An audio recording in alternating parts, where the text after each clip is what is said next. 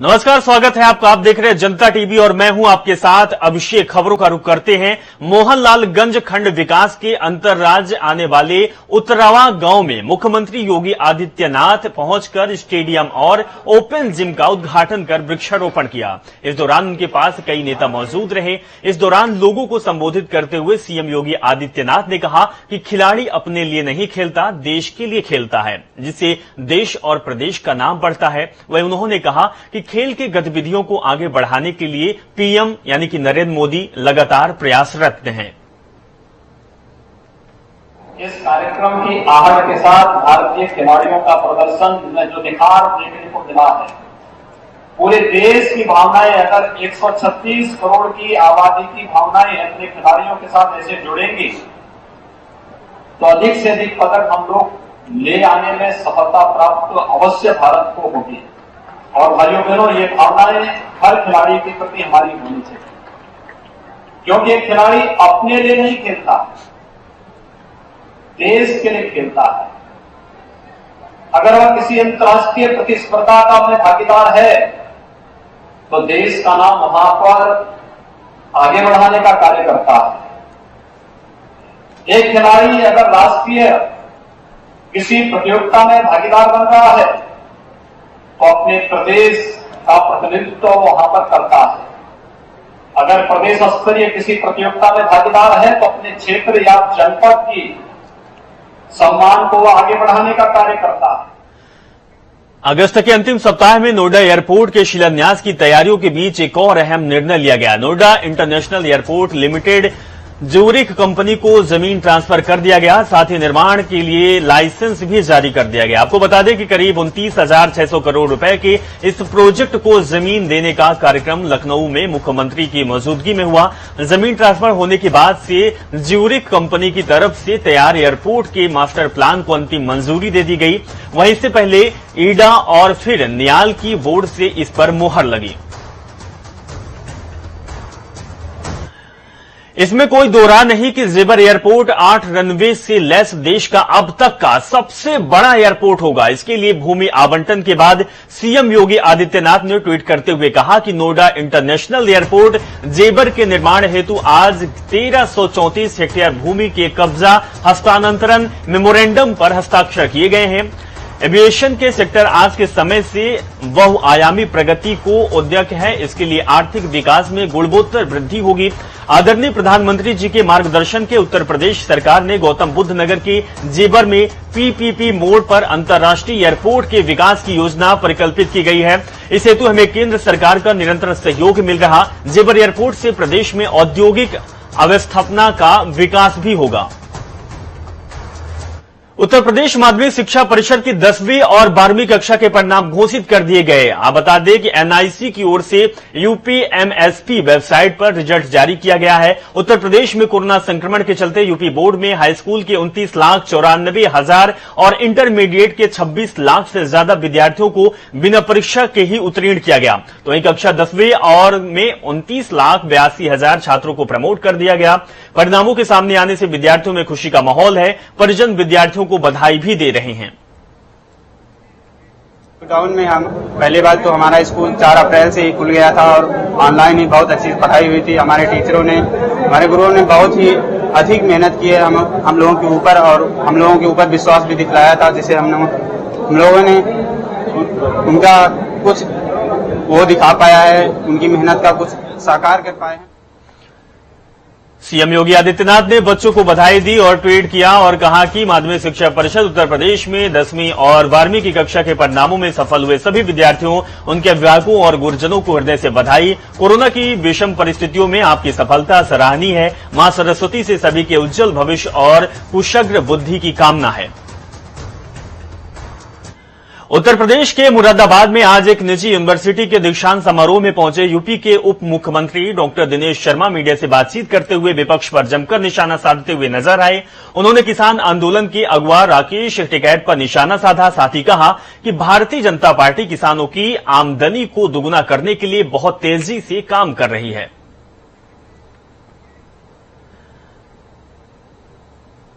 Bharatiya Janata party तो किसानों का स्वागत करने वाली पार्टी है, लेकिन किसानों के बेस में अगर कोई दूसरे दलों के राजनीतिक कार्यकर्ता शामिल हो जाए, उनका राजनीतिक मंतव्य आ जाए, तो किसान उसको स्वयं से अस्वीकार कर देता है।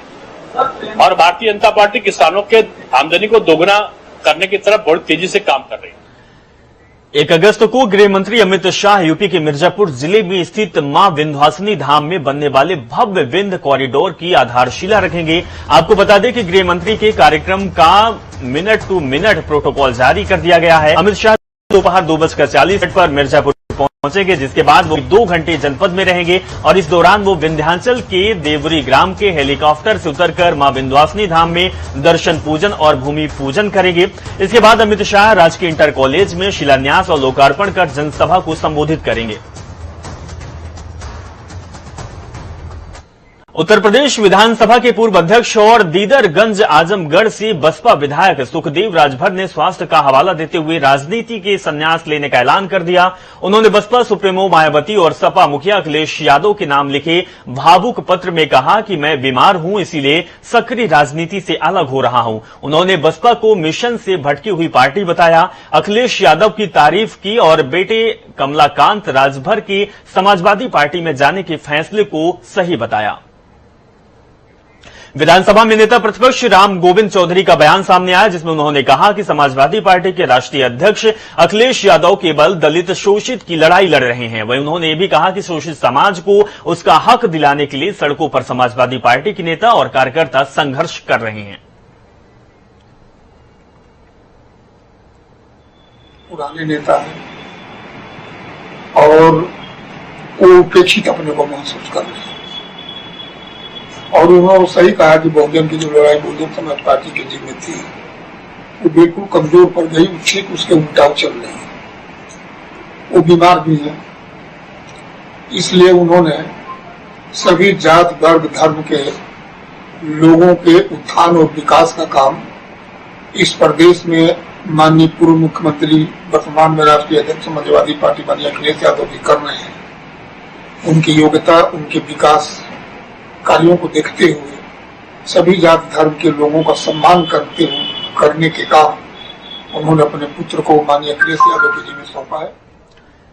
भारतीय मुक्केबाज सतीश कुमार टोक्यो ओलंपिक 2020 में मेडल जीतने की रेस में है। सतीश रविवार को क्वार्टर फाइनल मुकाबला खेलेंगे। सतीश अगर ये मैच जीत जाते हैं तो वो सेमीफाइनल में पहुंच जाएंगे और भारत के लिए एक और मेडल पक्का कर देंगे। हालांकि मुकाबले से पहले सतीश कुमार को 7 टाके लगे हैं। उन्हें जमैका के रिकार्डो ब्राउन के खिलाफ प्री क्वार्टर मैच में टुड्डी और दाहिनी आंख पर गहरा कट गया था। बॉक्सिंग फेडरेशन ऑफ इंडिया के अध्यक्ष अजय सिंह ने कहा कि डॉक्टर अगर इन्हें इजाजत देते हैं तो वो रिंग में उतरेंगे।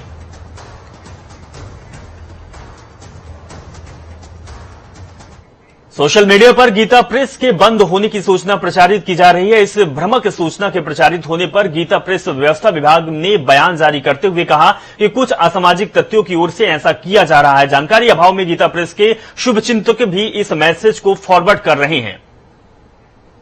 हम मौजूद हैं इस समय गीता प्रेस के वेब ऑफसेट पे, जहां पे तमाम मशीनें हैं और यहां पे सैकड़ों कर्मचारी काम करते हैं। आइए हम कुछ कर्मचारियों से भी बात करते हैं और जानते हैं कि जो सोशल मीडिया पर वायरल हो रहा है उसमें कितनी सच्चाई है। जयराम जी, काफी चर्चा है इस समय सोशल मीडिया पे वायरल हो रहा है कि आप लोगों को तनख्वाह नहीं मिल रही है और तमाम दिक्कतें हैं और ट्रस्ट जो है तनख्वाह देने की स्थिति में नहीं है। कितनी सच्चाई है, आज आप बताइए इसको। इस तरीके का हवा जो है गलत है। जिस तरीके से प्रेस चल रहा था उसी ढर्रे पर भी चल रहा है और वेतन वगैरह किसी प्रकार की कोई दिक्कत नहीं है। हाँ, आज 32 साल से लगभग हम यहाँ पे हैं, इस तरीके का कोई चीज नहीं।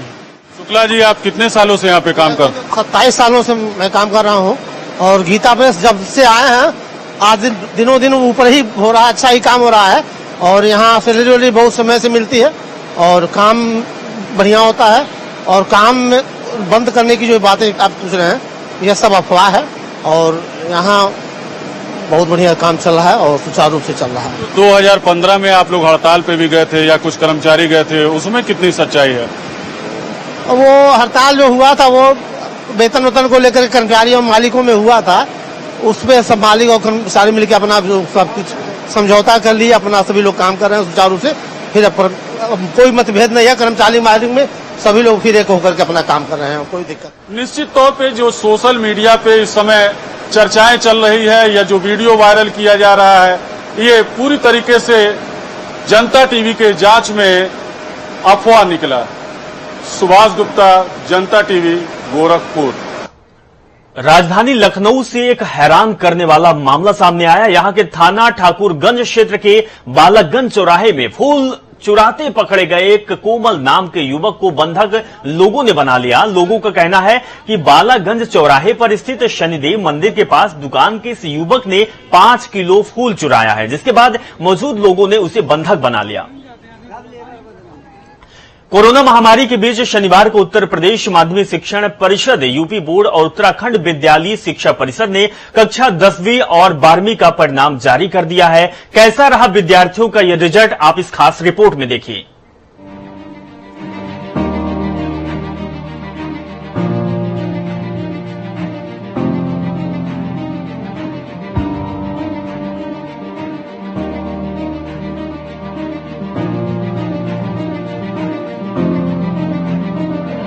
उत्तर प्रदेश बोर्ड ने 10वीं और 12वीं का रिजल्ट एक साथ शनिवार को जारी कर दिए हैं। घोषणा के साथ 56 लाख स्टूडेंट के रिजल्ट का इंतजार खत्म हो गया।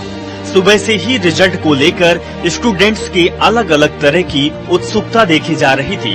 पहली बार बिना एग्जाम के बोर्ड रिजल्ट जारी हुए हैं। बता दें कि हाई स्कूल में 99.53% स्टूडेंट्स पास हुए हैं, जिसमें 99.52% छात्र और 99.53% छात्राएं शामिल हैं। इसमें कुल 14,015 परीक्षार्थी असफल हुए, जिसमें 8,080 छात्र और 5,935 छात्राएं शामिल हैं। वहीं इसी तरह इंटरमीडिएट में 97.88% स्टूडेंट्स सफल हुए, जिनमें 97.4% छात्र और 98.4% छात्राएं शामिल हैं। इस साल राज्य की हाई स्कूल और इंटरमीडिएट के लिए 56,03,813 स्टूडेंट्स ने रजिस्ट्रेशन करवाया था। माध्यमिक शिक्षा निदेशालय विनय कुमार पांडे ने बताया कि प्रदेश में कोरोना के चलते यूपी बोर्ड में हाई स्कूल और इंटरमीडिएट के स्टूडेंट्स को बिना परीक्षा के पास कर दिया गया है। लॉकडाउन में हम पहली बात तो हमारा स्कूल 4 अप्रैल से ही खुल गया था और ऑनलाइन ही बहुत अच्छी पढ़ाई हुई थी। हमारे टीचरों ने, हमारे गुरुओं ने बहुत ही अधिक मेहनत की है हम लोगों के ऊपर, और हम लोगों के ऊपर विश्वास भी दिखलाया था, जिसे हम लोगों ने उनका कुछ वो दिखा पाया है, उनकी मेहनत का कुछ साकार कर पाए हैं। क्या हुआ? पास हो गए। पास हो गए? किस तरह पास हुए? मतलब तैयारी तो की थी, बस पेपर नहीं हो पाए तो कन्वर्ट किया।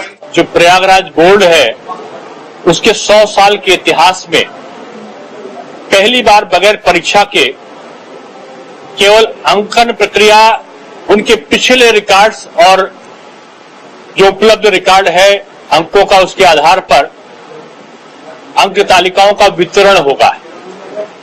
ये परीक्षा परिणाम नहीं है और इसके माध्यम से जो एक विद्यार्थी है उसको आगे की भूमिका तय करने का अवसर मिलेगा। उत्तराखंड विद्यालय शिक्षा परिषद की 10वीं और 12वीं का रिजल्ट शनिवार को दोपहर जारी कर दिया गया। परीक्षा फल शिक्षा मंत्री अरविंद पांडे ने बोर्ड ऑफिस में घोषित किया। कोविड को देखते हुए इस साल परीक्षा के बजाय विद्यार्थियों को प्रमोट किया गया। इस साल हाई स्कूल का रिजल्ट 99% से ऊपर रहा, वहीं इंटरमीडिएट का रिजल्ट 99.56% रहा। कोरोना संक्रमण के चलते इस बार टॉपर्स की सूची जारी नहीं की गई। हाई स्कूल में छात्रों का रिजल्ट छात्राओं से बेहतर रहा।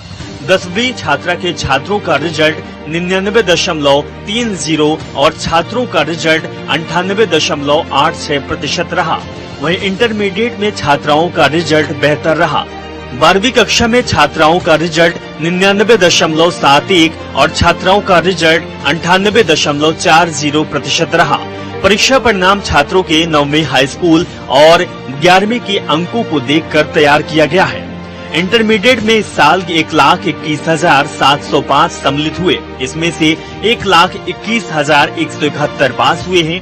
वहीं हाई स्कूल में इस साल कुल 1,47,725 परीक्षार्थी शामिल हुए, जिसमें से 1,46,386 परीक्षार्थी पास हुए। हमारे बोर्ड के माध्यम से जो सरकार ने मानक बनाया, उन मानकों को पूरा करते हुए हमारे बोर्ड के अधिकारियों ने हाई स्कूल और इंटरमीडिएट का परीक्षा फल बनाया।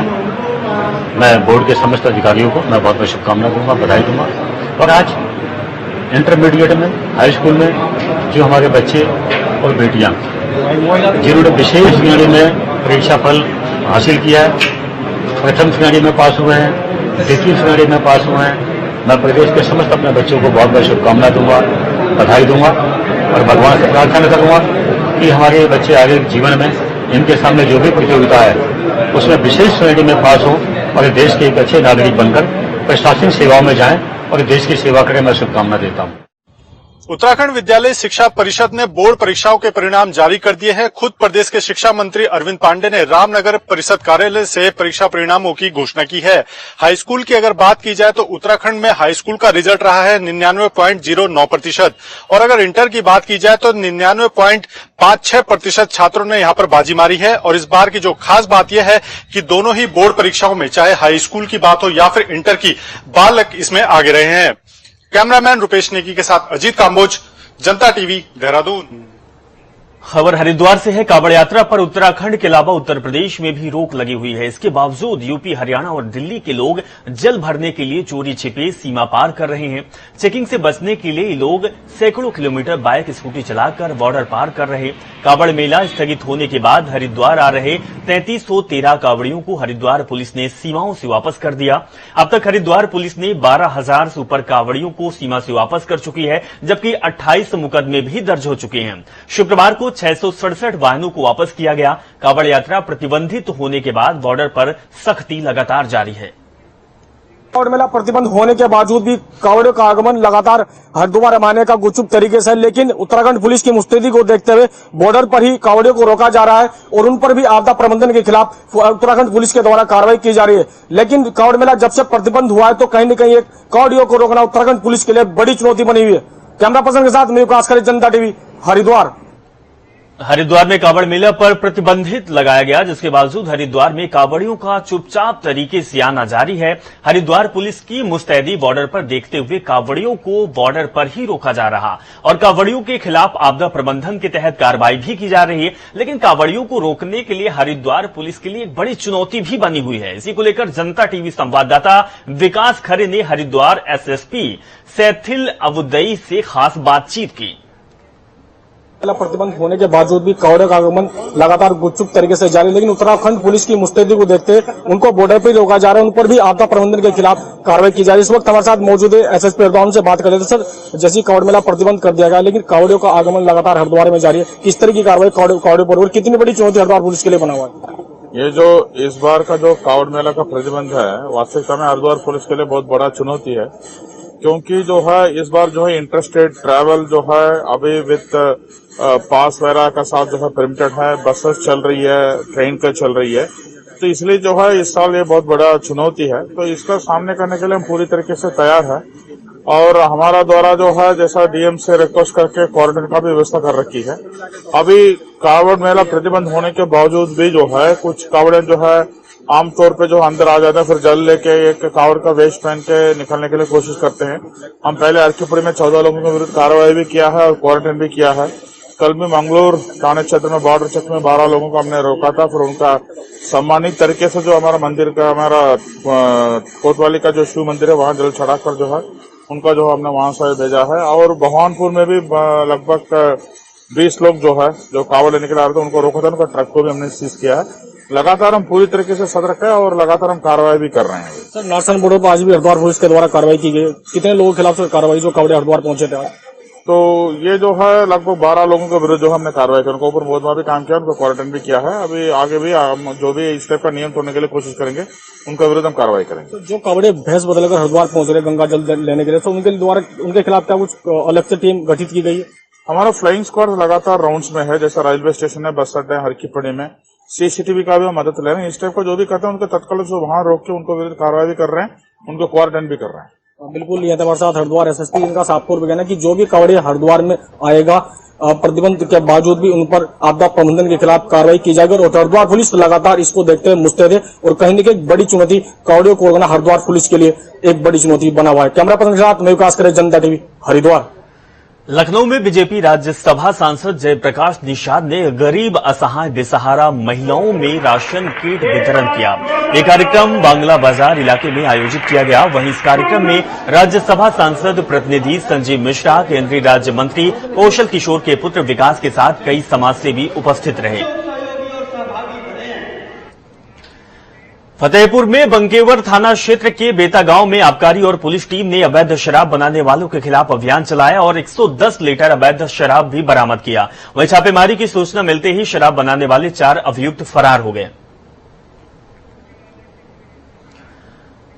मथुरा में ब्राह्मणों को अपने साथ जोड़ने के लिए बहुजन समाज पार्टी के वरिष्ठ नेता सतीश मिश्रा की ओर से एक जन सम्मेलन करके उन्हें रिझाने का काम किया जा रहा है, जिसके लिए मथुरा में बसपा नेता ने जहां पहले वृंदावन में भगवान बांके बिहारी के चरणों में मस्तक देकर उनका आशीर्वाद लिया। इस मौके पर बसपा नेता ने मीडिया से कहा कि जिस प्रदेश का ब्राह्मण अपने आप को अपमानित महसूस कर रहा है, हम उसका वहां सम्मान वापस दिलाने का काम कर रहे हैं, जिसके लिए हम जगह जगह प्रबुद्ध जन ब्राह्मण सम्मेलन कर रहे हैं।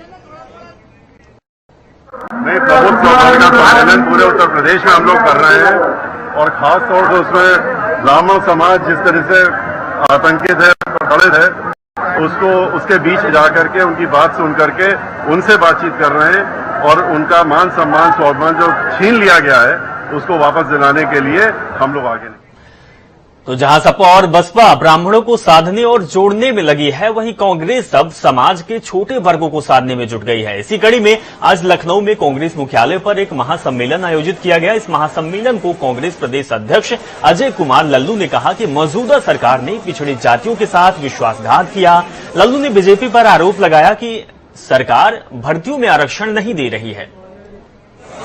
पिछले 30-32 सालों में लगातार जब से कांग्रेस की हुकूमत नहीं है, इन तमाम चाहे वो भाजपा हो, सपा हो, बसपा हो, केवल वोट तो लिया है इन बिरादरी के लोगों का, लेकिन जब अधिकार देने की बारी आई है तो इनको छलने और ठगने का काम किया, इनके विश्वास के साथ धोखा किया है। तमाम भर्तियों में आरक्षण को पूरी तरह निष्प्रभावी कर दिया गया है।